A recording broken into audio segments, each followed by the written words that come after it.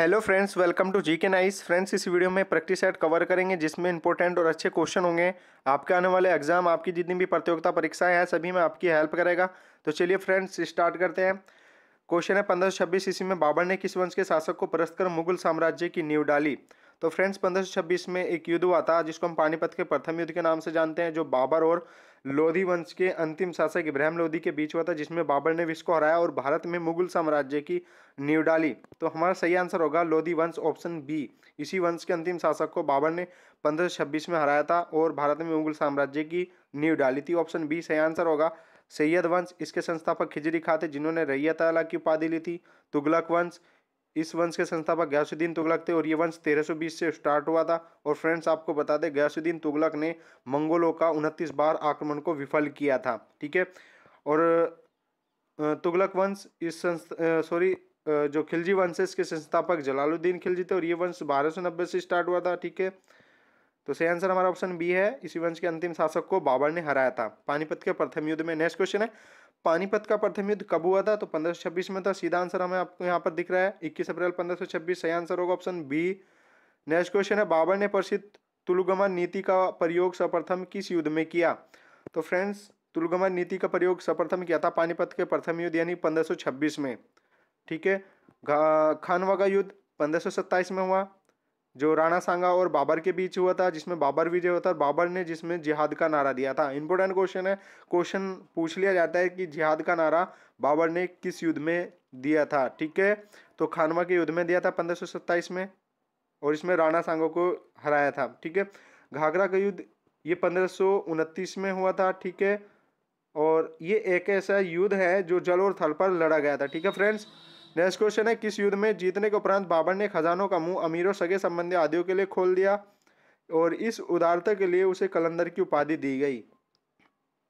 तो फ्रेंड्स, वो युद्ध था पानीपत का प्रथम युद्ध 1526, जिसमें बाबर ने कलंदर की उपाधि ली थी। ऑप्शन ए सही आंसर होगा।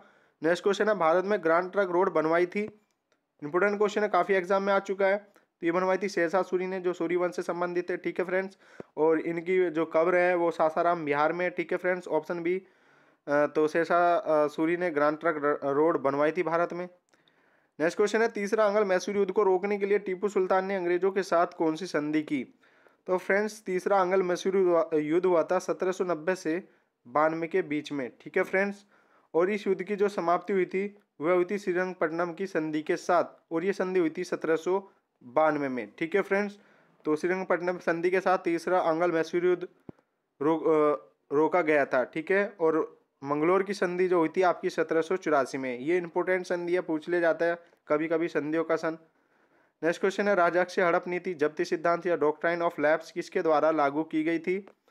तो फ्रेंड्स, ये लागू की गई थी डलहौजी के द्वारा और इनका समय 1853 है। ठीक है फ्रेंड्स। तो इनके द्वारा ये लागू की गई थी राज्य हड़प नीति। और आपको बता दें, राज्य हड़प नीति लागू तो की थी डलहौजी ने, लेकिन समाप्त जो की थी वो कैनिंग ने की थी। ठीक है फ्रेंड्स। तो हमारे यहाँ पर जो लागू की गई थी वो डलहौजी के द्वारा की गई थी। आंसर होगा ऑप्शन डी। नेक्स्ट क्वेश्चन है, किस गुरु ने फारसी में जफरनामा लिखी थी? ठीक है फ्रेंड्स। तो ये लिखी थी आपके गुरु गोविंद सिंह ने, यानी ऑप्शन सी सही आंसर होगा। और आपको बता दें, तेग बहादुर ये सिखों के 9वें गुरु थे जिनकी मृत्यु औरंगजेब के द्वारा करवा दी गई थी इस्लाम धर्म कबूल न करने पर। ठीक है फ्रेंड्स। और गुरु हरिकिशन, इनकी मृत्यु चेचक से हुई थी। कभी कभी पूछा जाता है सिखों के 8वें गुरु थे, किसी को के ऐसे कौन से गुरु थे जिनकी मृत्यु चेचक के द्वारा हुई थी? तो हरिकिशन की हुई थी, सिखों के 8वें गुरु थे। ठीक है फ्रेंड्स। नेक्स्ट क्वेश्चन है, भारत में डाक व्यवस्था शुरू करने वाले ब्रिटिश गवर्नर जनरल कौन थे? तो फ्रेंड्स, डाक व्यवस्था जो शुरू की थी वो डलहौजी ने की थी, यानी कि ऑप्शन ए सही आंसर हो जाएगा। एसएससी और आरआरबी में क्वेश्चन आ चुका है। नेक्स्ट क्वेश्चन है, किस गुरु ने गुरु नानक की जीवनी लिखी थी? इंपॉर्टेंट है। तो सिखों के 5वें गुरु थे अर्जुन देव, जिनके द्वारा गुरु नानक की जीवनी लिखी गई थी। और फ्रेंड्स, इनकी मृत्यु जो करवा दी थी तो जहांगीर ने करवा दी थी। ठीक है फ्रेंड्स। तो ये सिखों के 5वें गुरु थे अर्जुन देव। नेक्स्ट क्वेश्चन है, आधुनिक भारत में हिंदू धर्म में पहला सुधार आंदोलन था। इंपॉर्टेंट क्वेश्चन है। तो फ्रेंड्स, क्वेश्चन का सही आंसर हो जाएगा ऑप्शन ए ब्रह्म समाज, जिसकी स्थापना हुई थी 1828 में राजा राम मोहन राय के द्वारा हुई थी। आर्य समाज, इसकी स्थापना 1875 में दयानंद सरस्वती के द्वारा हुई थी। थियोसॉफिकल सोसाइटी, इसकी स्थापना 1875 में कर्नल हॉलकट के द्वारा की गई थी। और रामकिशन मिशन, इसकी स्थापना की गई थी 1897 में और विवेकानंद के द्वारा इसकी स्थापना की गई थी। तो फ्रेंड्स, हमारे यहाँ पर क्वेश्चन है, पहला सुधार आंदोलन था ब्रह्म समाज। ऑप्शन ए सही आंसर होगा। नेक्स्ट क्वेश्चन है, ब्रह्म समाज का उद्देश्य है हिंदू धर्म की बुराइयों पर प्रहार करना, एकेश्वरवाद का प्रचार करना। यानी कि दोनों ही ऑप्शन सही है, तो सही आंसर होगा हमारा ऑप्शन सी, ए और बी दोनों। नेक्स्ट क्वेश्चन है, भारतीय संविधान में मौलिक कर्तव्यों का विचार लिया गया है। इंपोर्टेंट क्वेश्चन है, तो फ्रेंड्स यहाँ पर कंफ्यूजन होता है मौलिक कर्तव्य और मौलिक अधिकार को लेकर। तो फ्रेंड्स आपको बता दें, मौलिक कर्तव्य लिए गए हैं रूस के संविधान से और मौलिक अधिकार जो लिए गए वो अमेरिका के संविधान से लिए गए हैं। और फ्रेंड्स मौलिक अधिकार के अतिरिक्त न्यायपालिका, संविधान सर्वोच्चता भी कहाँ से ली गई है? अमेरिका से ली गई है। और हमारी जो संसद ली गई है ब्रिटिश संविधान से ली गई है। ठीक है फ्रेंड्स, तो मौलिक कर्तव्य कहाँ से लिए गए? रूस से। ऑप्शन सी सही आंसर होगा। नेक्स्ट क्वेश्चन है, भारतीय संविधान में शामिल नीति निर्देशक सिद्धांत किसके संविधान से प्रेरित है? यानी कि किस देश के संविधान से लिए गए हैं भारतीय संविधान में नीति निर्देशक सिद्धांत? तो फ्रेंड्स ये लिए गए हैं आयरलैंड से। और फ्रेंड्स आपको बता दें ये भाग 4 में है। ठीक है, और इनका अनुच्छेद है 36 से 51। ओके फ्रेंड्स, संविधान में 36 से 51 के अंतर्गत आते हैं, आयरलैंड से लिए गए हैं और भाग 4 में ये स्थित है। नेक्स्ट क्वेश्चन है, भारतीय संविधान में मौलिक अधिकारों का उल्लेख करते हुए निम्न में से किस देश का अनुसरण किया गया है? यानी कि मौलिक अधिकार किस देश से लिए गए हैं भारतीय संविधान में? तो लिए गए हैं अमेरिका के संविधान से। ठीक है फ्रेंड्स, ऑप्शन बी सही आंसर होगा। नेक्स्ट क्वेश्चन है, लोकसभा में एंग्लो इंडियन समुदाय के प्रतिनिधित्व के लिए प्रावधान संविधान के किस अनुच्छेद के अंतर्गत किया गया है? तो फ्रेंड्स ये एंग्लो इंडियन होते हैं जिनको मनोनीत राष्ट्रपति करता है। और फ्रेंड्स लोकसभा के अंतर्गत 2 एंग्लो इंडियन मनोनीत होते हैं और ये होते हैं आपके 331 अनुच्छेद के अंतर्गत। यानी ऑप्शन ए सही आंसर होगा 331। और फ्रेंड्स 221 में न्यायाधीशों का वेतन है और अनुच्छेद 139 में याचिकाएं हैं। ठीक है फ्रेंड्स, तो एंग्लो इंडियन किसके अंतर्गत आते हैं? अनुच्छेद 331। ऑप्शन ए सही आंसर होगा। नेक्स्ट क्वेश्चन है, बादलों की दिशा एवं गति को मापने वाला यंत्र कहलाता है। तो फ्रेंड्स क्वेश्चन का आंसर आपको कमेंट्स में बताना होगा। ठीक है फ्रेंड्स, बादलों की दिशा एवं गति को मापने वाला यंत्र कौन सा होता है? तो कमेंट्स में आपको आंसर बताना होगा। नेक्स्ट क्वेश्चन है, वायु में अपेक्षित आर्द्रता मापने वाला हेतु प्रयुक्त उपकरण है। तो फ्रेंड्स क्वेश्चन का आंसर होगा हाइग्रोग्राफ। सही आंसर होगा ऑप्शन ए। नेक्स्ट क्वेश्चन है, दामोदर नदी निकलती है। तो फ्रेंड्स ये नदी निकलती है आपकी छोटा नागपुर के पठार से। ओके फ्रेंड्स, कहाँ से निकलती है? छोटा नागपुर के पठार से निकलती है दामोदर नदी। ऑप्शन बी सही आंसर हो जाएगा। बीपीएससी 1994 में क्वेश्चन आ चुका है। नेक्स्ट क्वेश्चन है, निम्नलिखित में से कौन सी भूमिबाधित नदी है, यानी भूमि के अंतर्गत बहती है? तो फ्रेंड्स ऐसी नदी है लूनी नदी। और फ्रेंड्स आपको बता दूं ये नदी बहती है कच्छ के रण में, और कच्छ का रण आपका कहाँ है? गुजरात में। और फ्रेंड्स वो 23,000 वर्ग किलोमीटर के अंतर्गत आता है, यानी कि 23,000 वर्ग किलोमीटर में फैला हुआ है कच्छ का रण, और जिसके अंतर्गत लूनी नदी बहती है और ये एक भूमिबाधित नदी है। तो ऑप्शन सी सही आंसर होगा।